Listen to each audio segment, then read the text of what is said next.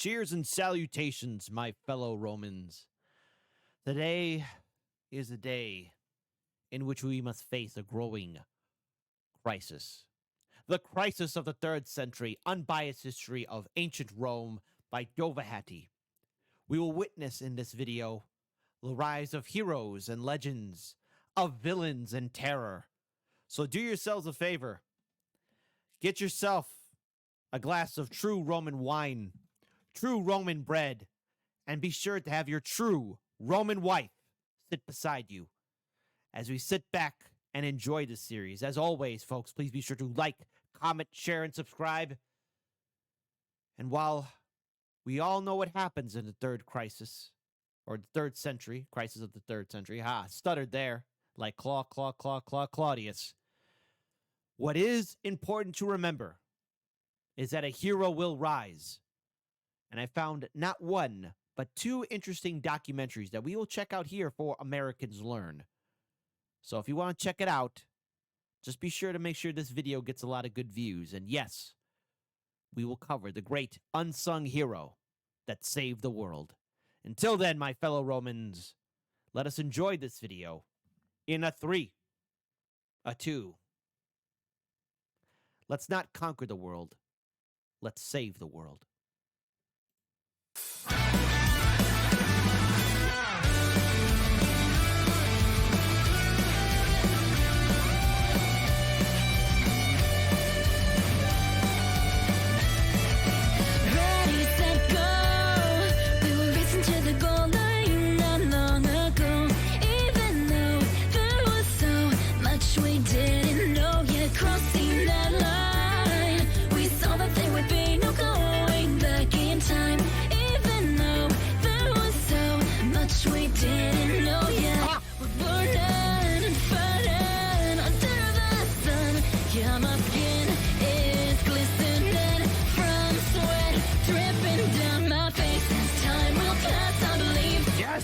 Many things that we made for Aurelian!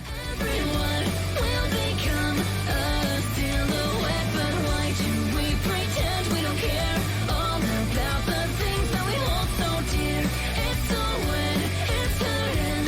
We can laugh through the tears so gracefully and fluttering like dancing leaves. Always dreaming we'll be flying free.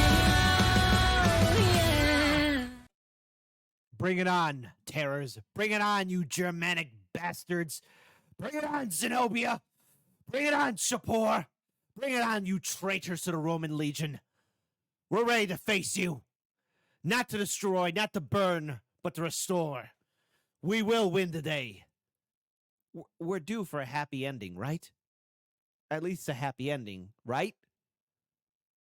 It's going to be okay. We're here to save the day, after all.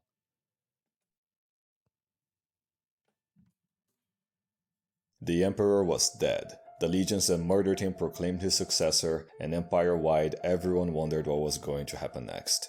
Maximinus Thrax's first decree as emperor was to double his legion's pay, and after sending his collectors to brutalize the plebs into paying up for it, he launched a campaign against the German invaders, facing them near a swamp, crushing their hordes, then launching a punitive campaign. Yes! After that victory, he proclaimed his son as his heir, and went to Sirmium, where he defended the border against Dacians and Sarmatians. Ugh. And I bet you're wondering what the Senate thought of him. Well, I'll tell you anyway. They tried to kill him twice, and failed twice, making Goddamn Senate! What good are they? Thrax hate them even more. And just as Thrax started purging everyone who looked too senatorial, the very old senatorial-looking proconsul of Africa, Gordian, was chilling in Carthage. Born back during Pius's reign, and even married his great-granddaughter. Anyway, the plebs loved Oh, god damn it. the guy for throwing some awesome games as Edile some years back. So one day, as the plebs in Africa were ruled against in a trial by government authorities, the plebs killed said authorities, threw an open revolt, and forced Gordian to lead them as their emperor. He begged, cried against it, but they forced his hand, so he had his son join up with him, making them Gordian I and Gordian II. Goddamn plebs. Once the news reached the Senate, they debated for about 17 seconds, then proclaimed their open support for the Guardians, declaring Thrax an enemy of the state, murdering his officials in the capital, and organizing a committee of 20 senators to organize a defense against him. Stupid senators. Meanwhile, word of all this reached the governor of Numidia and commander of the Sole African Legion, whom happened to hate Guardian for whatever reason. So he took this chance to march east, crush Guardian II in battle, and when Guardian I heard of his son's death, he hanged himself with his own belt. And where did that leave the Senate, you ask? This I'll tell you too. In Thrax's genocide list, literally. Once he heard of what happened, he finished up securing the frontiers and marched south, Good. One less barbarian. intent on slaughtering the entire Senate. Yes! First, they considered begging for forgiveness, realized that wasn't gonna fly, so they elevated two ex-consuls, Pupienus and Balbinus, as co-emperors, sent a farmer to Ravenna to raise troops, and the latter remained in Rome to maintain order. And when the plebs were informed of their new rulers, they rioted. Even the plebs couldn't stand the Senate's choice for leadership, so to appease them, they elevated the last living Guardian, Guardian II's nephew, to the purple, making him Guardian III. The 6th emperor this year, and it's only April, or March or whatever. Pupienus, of course, failed to gather much of an army, but good for him was that Thrax had been stopped short at Aquileia, as the city refused to grant the emperor passage, so a siege it was. And so it was, and so it was. No! The city's walls stood firm, and the legions began to starve. This combined with Thrax's harsh discipline, and the fact he was discounting some of his rage on his worst soldiers, those same worst soldiers then charged his tent in mass, murdering both him, his son, and his officers, posting their heads on spikes outside the city they were too incompetent to Come take. on! So, Pupienus took advantage of the fact the legions were all marching back to their stations in the north to order them back to their stations in the north. He then returned south to meet with Balbinus, who, of course, failed to maintain order in the city. They then started blaming each other for each other's faults as the city descended into anarchy, and guess what? Another great fire broke out in Rome. Just terrific. In the face of such chaos, the Praetorians saw their opportunity to strike.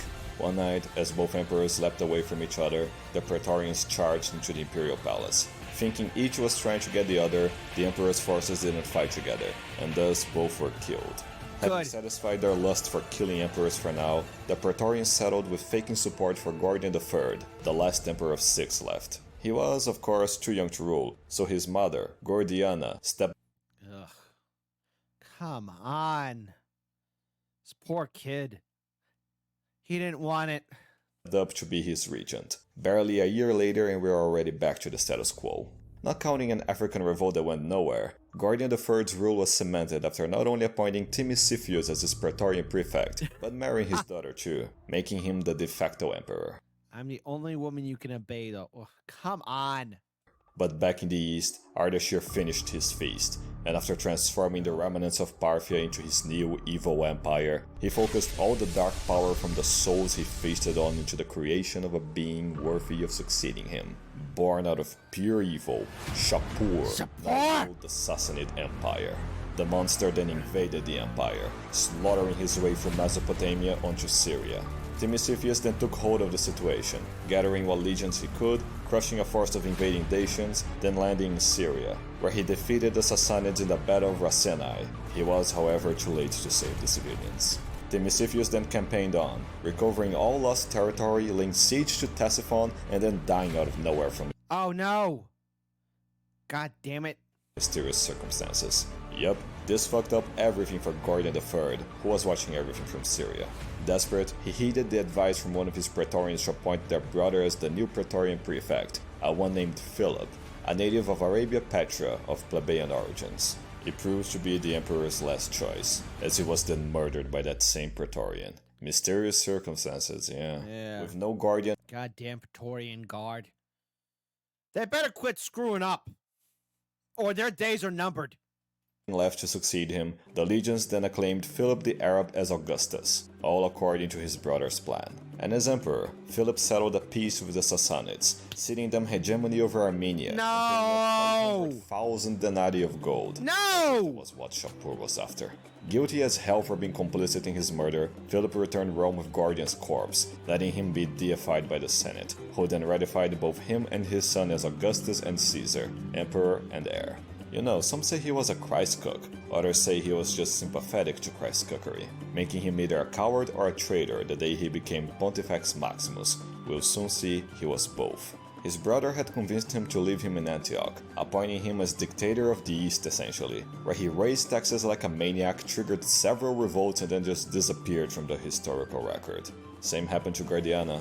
If I stop mentioning someone without explanation, it's because someone killed the historian writing about them in the future. It's about to get ugly. But Oh no. Oh no. besides a guilty conscience, Philip also had the luck of being the Roman emperor 1,000 years after its founding. As the plebs expected to be entertained, Philip then threw the secular games. Secular as in the word saculum. That is, games that were held only once every century. Augustus threw them way back when, and even Claudius just 30 years later. Welcome to the games of a lifetime. It was awesome, of course. 1,000 gladiators died, along with animals of all sorts. And at the exact turn of the millennium, everything started to fall apart. For a while they partied, a gigantic Germanic horde had crossed. Leave it up to something from Germania. Nothing good ever comes from Germania. Those people. Those Germanic bastards. All of them. The Danube, sacking every city and killing every living being they found. From the hellhole of Germania they came, seeking only death, pain, and destruction. The Goths had invaded. The Goths. Yeah. Goth. Whatever. Led by the demon king Kniva, the Goths prepared to spread their terror through the Danube and beyond. Having been taken by surprise, the Danube legions were then attacked again by the Dacians, whom had moved through Dacia and crossed the Danube. Philip would eventually push them back towards Dacia, but that's it really.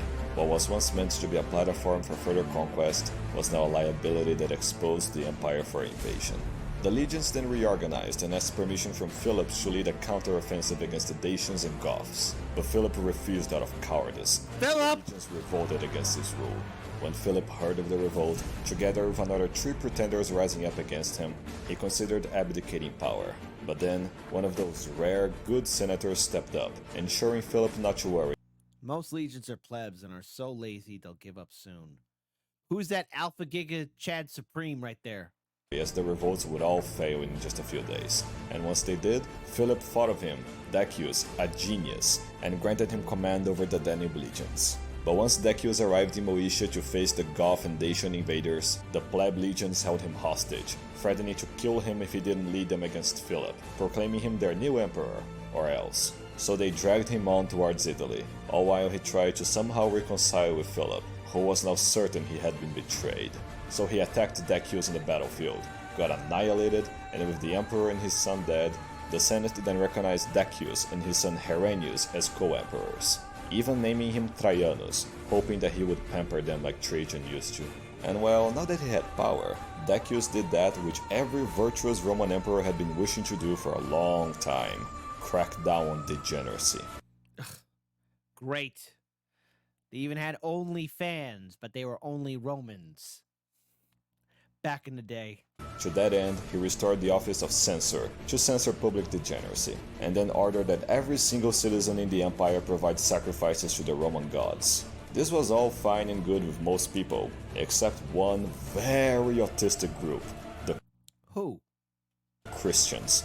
Directly disobeying an imperial edict and turning their backs to Rome's gods in a period of crisis, Decius then led a vicious Christian persecution, killing thousands of Christ-cook leaders, including their pope, and it all Yeah, I never heard of that. Pope?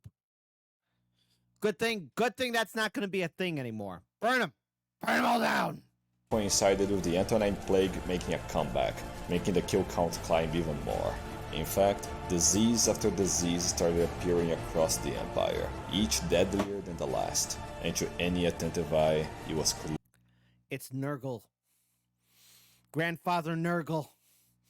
That piece of crap. Eastern magic was at play. The Christ cooks being dealt with, Decius then offered the position of censor to the man he most respected in the whole empire, Valerian, as the most admired. Oh no. Oh, Valerian. I'm so sorry. I know of you. Please, sir. Just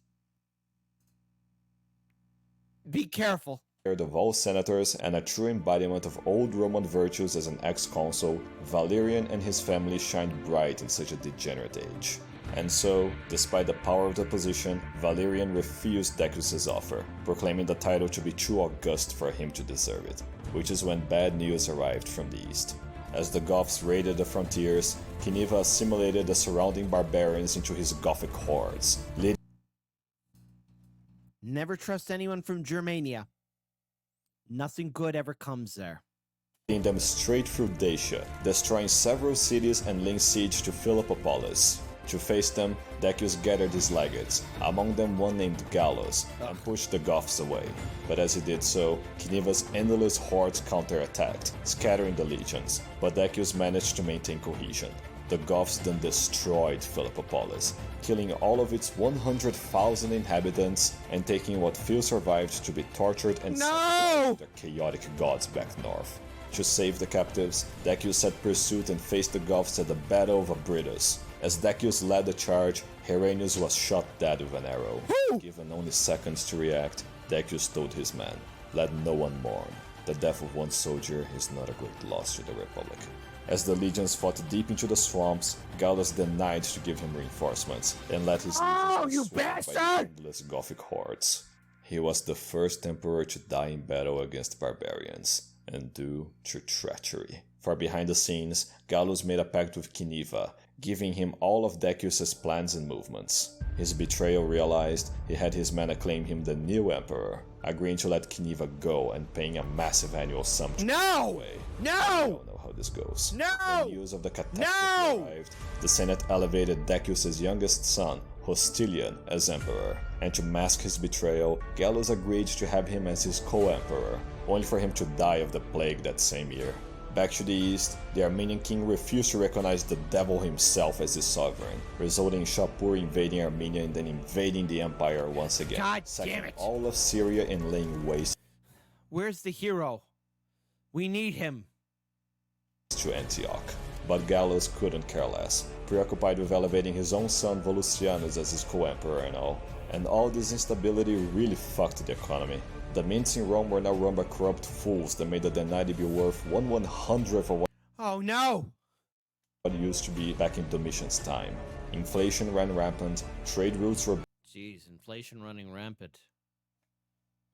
The most expensive vehicle in today's economy is the grocery cart. Am I right, folks? That's not funny. That's not funny at all. broken, and mistrust and theft became the standard. And back in the Danube, Cniva demanded a new, deliberately impossible sum of gold to be kept away, which of course Gallus couldn't pay, that was the point, so he used this to invade the empire again, destroying city after city all the way through Asia Minor. As the coward he I noticed that, hold on. There's a place over there in the far corner. It's called Byzantium. It's probably not that important. Well, actually, no, I've actually heard some pretty good things about Byzantium. The people are great. The city is in a really good spot. And the real estate's incredible. But I don't think we're going to hear anything more about Byzantium. I mean, look, hey, to the people of Byzantium, you got a great city. But maybe, if you guys work on the name, maybe instead of B, it should start with a C. But what do I know? Who am I to tell a people what to do? But I think if the city started with a C, that'd be great. Don't name it to an I, though. I would be bad. Empire again, destroying city after city all the way through Asia Minor. As the coward he was, Gallus sent someone else, a man named Aemilian, to deal with Cniva. Put in charge of Decius' vengeful veterans, and with no traitors among them, his legions then pushed Cniva's Gothic hordes back, liberating the Danube.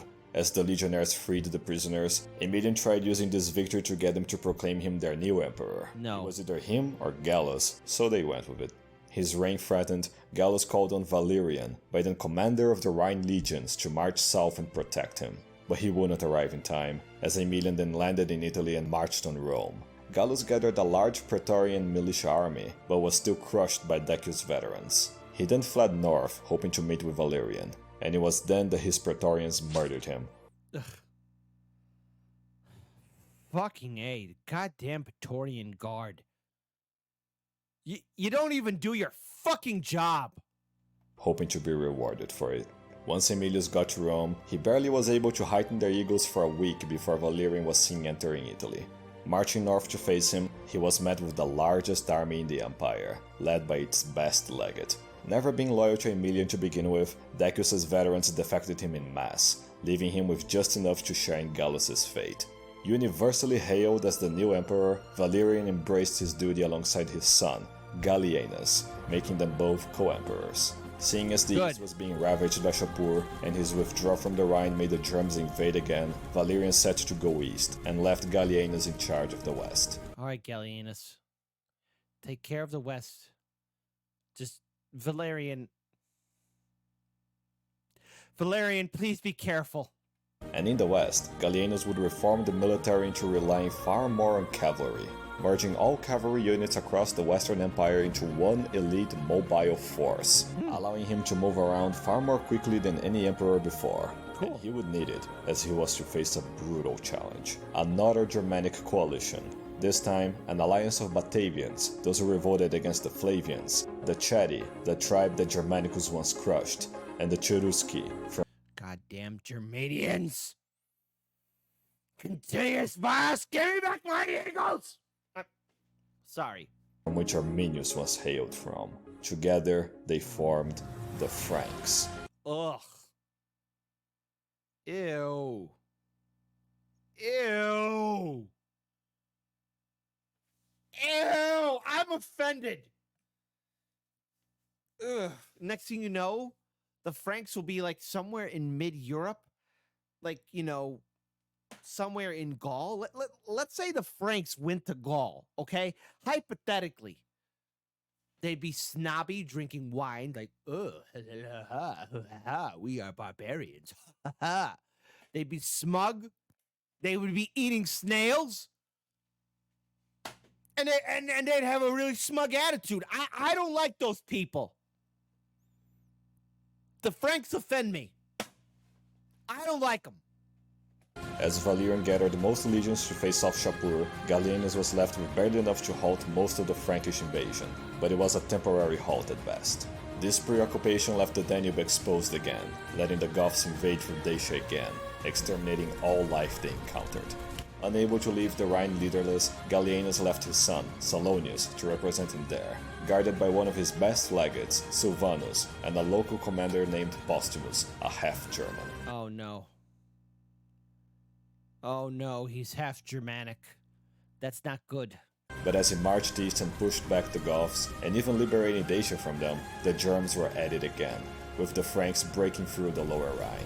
His attention needed there, he left his eldest son, Valerian II, in the Danube, counseled by another legate, Ingenuus. As he attempted to push back the Franks, not long after he left the Danube, Ingenuus had Valerian II murdered against Gallienus, forcing him to gather what troops he could to face him. But just after leaving Gaul, with the legions now busy containing the Franks, the Alemanni also broke through, destroying the remnants of the Limes Germanicus and invading Italy with a horde of 300,000 Germans. Facing one disaster at a time, Gallienus met Ingenuus in battle, crushing his army with his cavalry. Ingenuus then fled towards a nearby lake, drowning himself to avoid capture. Focused back on the barbarians, the Franks by then had devastated their way south and sacked all the way to Hispania, and the Alemanni had laid waste to northern Italy, and had marched on Rome. But once they got there, the patricians rallied the plebs of Rome into one huge militia, and since Germs are hard-coded to attack defenseless civilians first, they were diverted away. Thing is, it was a huge bluff. Rome had long since outgrown the Servian walls, and no amount of plebs was going to save them. Seeing the carnage left over by the Alemanni himself, Gallienus gathered his 60,000 strong legions and attacked the Germanic horde, slaughtering every last barbarian through use of his cavalry divisions. Having saved Italy, Gallienus was proclaimed Germanicus Maximus by his men. However, a fraction of the horde managed to escape, trying to return north with their slaves through Gaul, only for Silvanus to send Postumus to go crush them. He then ordered Postumus to give back all the wealth the Germans had stolen back to its owners, but Postumus refused, No. giving it to his pleb legions instead, No. and thus bribing them into acclaiming him the new emperor. No! While the Cyprian and Antonine plagues spread further, and the economy continued collapsing. Hearing the news, Gallienus sighed, and no doubt wondered, just like you, where Valerian was during all No. Valerian! Valerian, look out! this. I know you just had to ask. No, I don't want to ask. Look, we have a time machine. We could tell him right now. Dovahatti, please. We can't change time, can we? Oh, no. Oh, no. Oh, no, no, no, no, no, no, no. Concurrent to these events, in the east, Valerian had landed his huge army and retook Antioch, pushing Shapur out of the empire and freeing the provinces from his terror. There, he had sent word to the Senate to continue Decius' persecution against Christians. If they didn't make sacrifices to Roman gods, they were to be killed. Such was the fate of Pope Sixtus II and several would-be saints. Jeez. They really put a lot of money in that word pope. Good thing it doesn't mean anything. Including Bishop Cyprian, whom had a plague named after him. Indeed, another plague that began killing countless Romans by the scores. While they invaded by land, the Goths also stole an entire fleet of ships, using it to raid the coastal cities of Anatolia, landing and ransacking their way into Cappadocia. Valerian then marched north to face them, but before he could, his army was struck by the Cyprian plague. Oh no. Struck hard. Countless legionnaires died every day, the leadership was devastated, and the legion's manpower reduced immensely. It was while leading the shadow of an army that Valerian heard Shapur had invaded Mesopotamia again. He then positioned his remaining legions outside the city of Edessa to halt Shapur, sending his treasurer, Macrianus, and Praetorian prefect, Ballista, to await him in Antioch. But once Shapur arrived at Edessa, the legions were far too devastated to fight. Tens of thousands of sickened Romans were then mercilessly slaughtered in the desert. Barely surviving the battle, Shapur then sent word to the emperor wishing to negotiate terms of peace. But once he arrived, Shapur betrayed his word, having Valerian seized and thrown in chains. No. He was the first emperor to be captured alive by barbarians. No. Valerian would spend the rest of his life being tortured daily by Shapur, being beaten and humiliated at every opportunity, being used as his personal footstool. And after 4 years of pure torture, he told Shapur he wished to pay him whatever he wished if he could be allowed to see his family again. Don't trust Shapur. Never trust him at all. They'll face justice. In response, Shapur had Valerian flayed alive, and his corpse publicly displayed, so that all of Shapur's victims would know that there was no hope. Just after the news of his father's fate and annihilation of his legions arrived, in the Danube, another imperial pretender arose. But before Gallienus could deal with him, a Sarmatian horde invaded, killing him and invading Italy, leaving Gallienus to defeat them at Verona. He didn't even have time to mourn. Now in open rebellion, Postumus laid siege to Cologne, where Silvanus and Salonius resided, breaking in and murdering them both. As news of Valerian's capture arrived, and with Postumus promising to protect the devastated provinces, the West seceded from Rome, proclaiming their new Gallic Empire. This Oh, you bastard. Gallienus could not allow, gathering his forces to avenge his son and reunite the empire. But as he tried gathering recruits for the campaign, all he could find were corpses and weeping mothers. The plagues by then had claimed millions of victims. In the east, Shapur was allowed to continue devastating the eastern provinces, spreading his terror throughout Cilicia and Cappadocia, destroying 36 cities and killing countless of innocent civilians, seeking to make the entire east burn.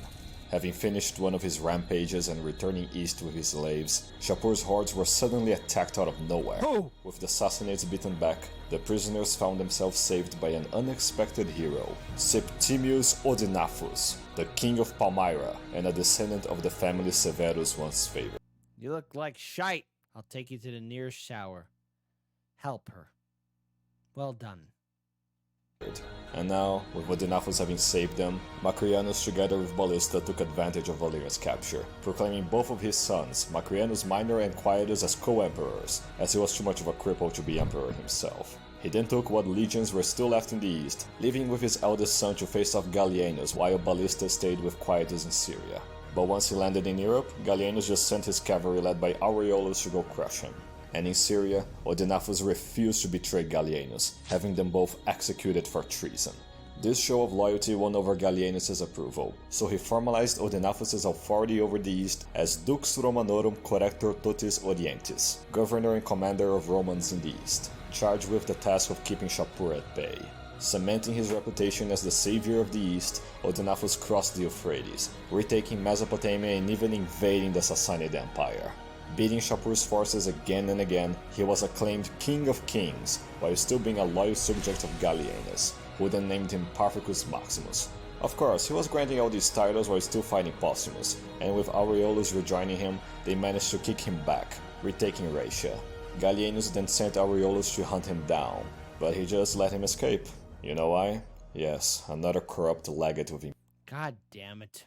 imperial ambitions. In his case, he was butthurt at how Gallienus wasn't defending his utterly undefensible home province of Dacia, furious at how he dared focusing on No, you gotta save it. What? Dude, what's wrong with you? saving the empire's capital instead. This insubordination only got him demoted though, and even angrier. Gallienus then launched another campaign, going as far as encircling Postumus in a city, but as they were about to breach in, he was shot with an arrow. Who? But Gallienus absolutely refused to die. He would reunify the empire and not even death was going to stop him. Nevertheless injured, Gallienus appointed a new commander of the cavalry, Claudius, one of the many Illyrian generals he relied on, sending Aureolus to Raetia to guard against any possible Germanic invasions. During this stalemate, the governor of Egypt would also revolt against Gallienus. Losing come Egypt's on! food supply would cause mass starvation and death in Rome, so Gallienus sent a fleet to retake Egypt, which he did, killing Governor Aemilianus. He shared the exact same name as the usurper his father killed. There were so many usurpers in this time period that the gods just ran out of names. Just then, the Goths started raiding Anatolia again, this time gathering a fleet of 500 ships, sailing through the Bosphorus, utterly Huh. There's that city Byzantium I was talking about. I mean, it's a great city, but a better name. I'm just going to say this. The letter C. Don't use the letter I. But hey, what do I know? failing to take Byzantium and then sieging Cyzicus.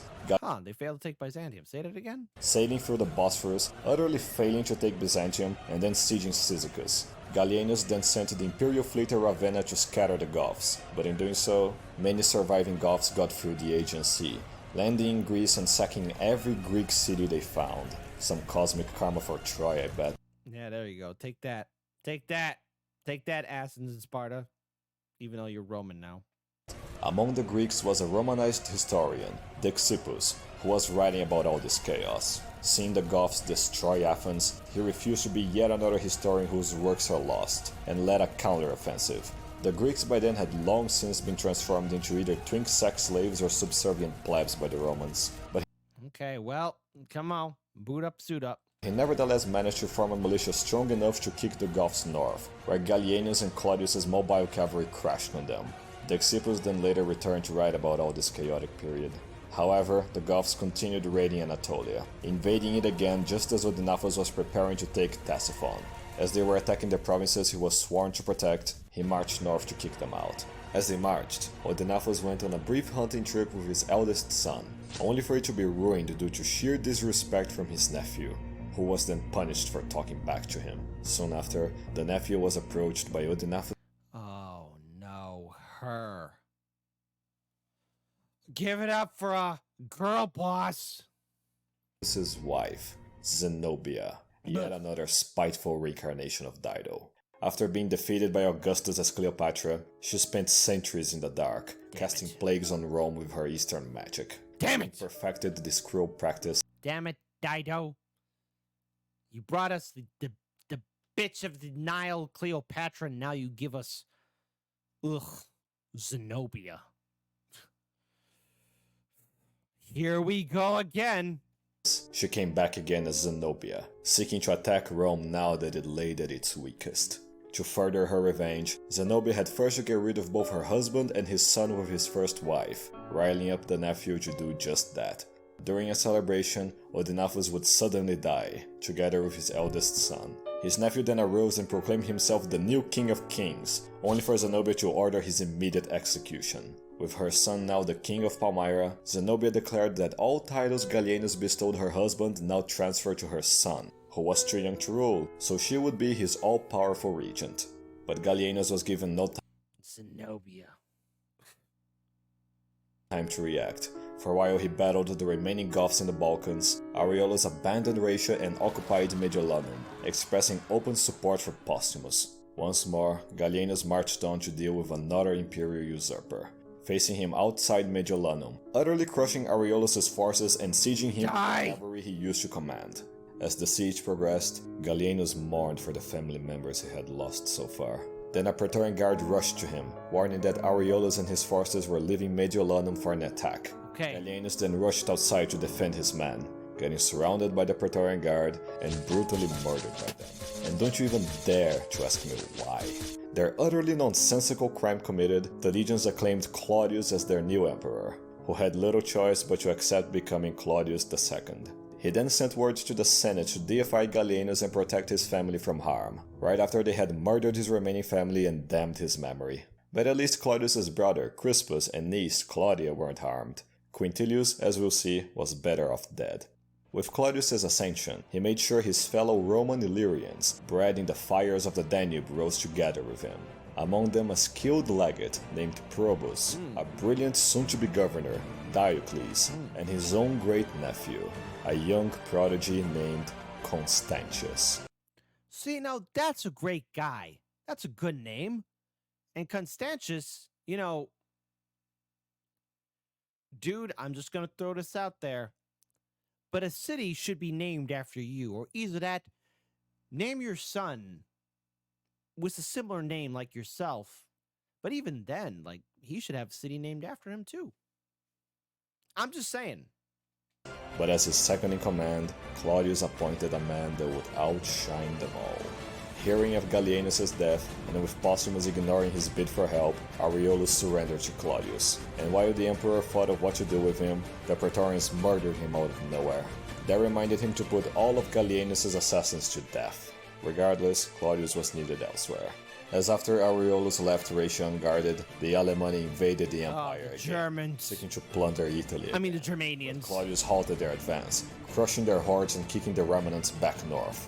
That done, Claudius then marched to the Danube to do that which he would become most famous for, getting back to the Goths, as they gathered the greatest fleet yet. 6,000 ships carrying 320,000 Goths sailed through the Bosphorus, failed to take Byzantium again, got Man, wow, that city Byzantium, it might be more important than we think.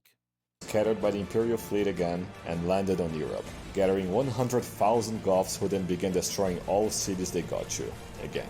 Claudius then quickly marched south, meeting a Gothic horde at Nisus more than twice his army size. Nonetheless, the legions held firm, baiting the Goths further until his cavalry commander charged directly into their lines, slaughtering the barbarians. What few survived were then hunted down, and the emperor was immortalized as Claudius Gothicus, conqueror of the Goths. Yes. Meanwhile, in the Gallic Empire, Postumus's rule was challenged by usurper at Mainz. He was eventually defeated, and the pleb legions demanded him to let them sack Mainz. But then, the Roman half of Postumus spoke out against it for once, angering his troops and getting him murdered. He was then usurped by a legate, who was then usurped the next day by another one, who was then usurped by a man he cucked, who was then usurped by a man favored by the cucked man's wife. Tetricus came to rule the Gallic Empire, or what was left of it anyway. Hispania rejoined Rome during all this chaos, and Claudius's forces retook the Rhone Valley as well, later joining up with him in Sirmium, where he prepared to defend against a Vandal invasion. But despite dedicating his life toward Do it for her. Hail Rome. preserving the empire, Claudius was yet another emperor who wouldn't see his dreams of reunification realized, catching a severe case of the Cyprian plague, putting him on his deathbed. Right then, terrible news from all over began undermining decades of hard work. In the east, Zenobia put her plans into motion, demanding personal loyalty from the eastern governors, killing all who refused and ordering massacres in their provinces to ensure Once she heard of Claudius's sickness, she seized the chance to backstab the Empire, taking the East for herself and thus proclaiming her new Palmyrene Empire. Finding common ground with Shapur, they ceased hostilities and shared on their ambition to destroy civilization. With the Gallic Empire's traitorous legions under Tetricus, he prepared to retake the provinces Rome had just recovered. Zenobia's plagues continued to rage, annihilating whole legions and making it easy for her forces to slaughter what few men survived. In Rome, the Senate usurped power, installing Quintilius as emperor, who in exchange allowed the corruption and debasement of the currency to go unpunished. The few provinces not being directly attacked were thrown into anarchy, with a destroyed economy and weak government letting lawlessness reign supreme. Smelling blood in the water, Geneva rebuilt his Gothic hordes, agreeing to simultaneously invade the empire with the Vandals. It's not over yet. The Germans up north did the same, marching south to invade Italy and finally sack Rome. No. The empire was weaker than ever, its legions and legates killed, No. all of It's not over yet. its enemies attacking at once.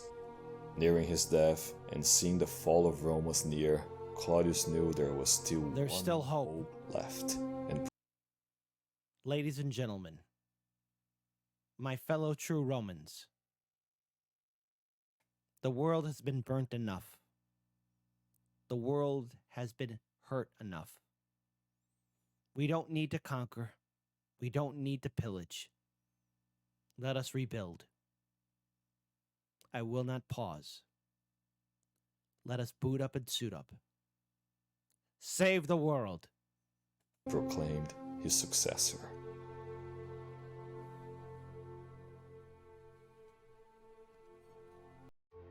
Throughout the last millennium, Rome endured many dark times, each producing great men of their own.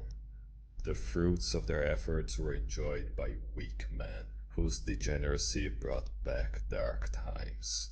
The empire was now at the mercy of evil and chaos, enemies within and abroad tearing it apart. And in these darkest of times, the greatest of all men arose to fulfill the legend of prophecy. The hero.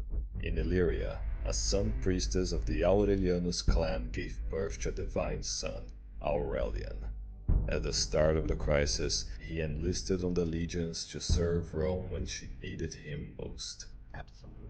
Battle after battle, he defeated Rome's enemies, with talent and skill never seen before. Emperor after emperor he served, killing barbarians and traitors alike, always loyal and victorious.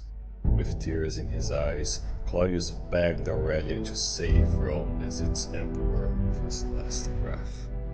For God and empire he put on the mask, marching on Italy and deposing the usurper Quintilius. When the Vandals dared invade his home, he marched back and slaughtered every last one of them. Right on. And as the Germans dared invade Italy itself, he crushed their hordes against the ocean, denying any mercy. Once in Rome, he restored the economy from decadence, cleansing the city of all corrupt senators. To make Rome eternal, he ordered built the Aurelian walls so it would stand 1,000 years more. Right on. After decades of terrorizing the Danube, Aurelian crushed the Goths and delivered justice to Geneva. That's right. For Take the that. empire's sake, he evacuated the citizens of Dacia, strengthening the Danube against invasion. Sailing east, Aurelian gathered his cavalrymen and slaughtered Zenobia's army, making it flee away. Palmyra was then destroyed for all time, and Zenobia captured before fleeing to the Sassanids. Punished by Sol, Shapur was banished from his mortal realm, and Valerian's remains recovered. Returning west, he defeated Tetricus' legions of traitors, making him bow again to the light of Rome. Good. Restoring the empire from the brink of collapse, Aurelian was acclaimed Purificator Orbis, the restorer of the world. In his triumph, he had Zenobia judged guilty, having her executed and lifting Dido's curse forever. Ruling alongside his wife, he eradicated degeneracy from the streets, restoring law and order to Rome. Bringing peace, freedom, justice, and security to his empire, and began rebuilding it from the ashes. Good. As the hero of prophecy, Aurelian was the only emperor to be luckier than Augustus and better than Trajan. As he To should be. establish an eternity of order, Aurelian served as a model to the best men of the next generation. Good. In only 5 glorious years, Aurelian had made Rome one empire, one emperor, under one god. Setting sail for the east, Aurelian engaged in one final campaign, seeking to destroy all of Rome's enemies. But just as his unrivaled accomplishments made him a hero, so did it fill others with envy and resentment. As Aurelian built a world of good and order, their evil and chaos grew more and more threatened. Through lies they convinced themselves a perfect man could not be allowed to exist. Look out. In the darkest of nights, the Praetorians gave in to their evil, Look out. committed their worst crime. Look out.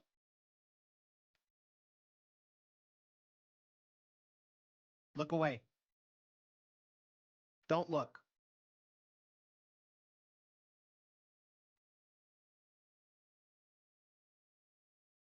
The thread of prophecy is severed. The world is doomed.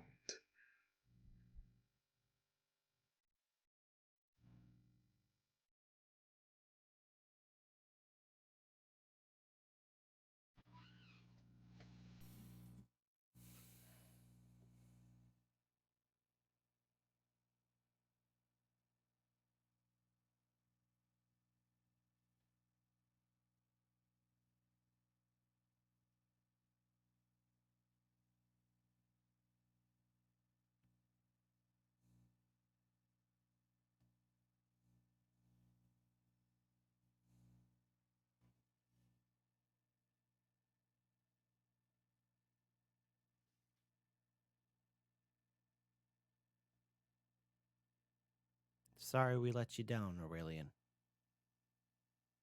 I thought we could save you. I was wrong.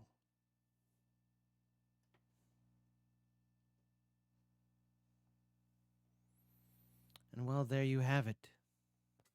Now, I know what many of you are thinking. Perhaps I was over-exaggerating, but Aurelian is a hero, an example for us all. Of what it means to be a leader. Of what it means to be a fighter for the people. Of what it means when you fight for your values. Aurelian truly is a phenomenon.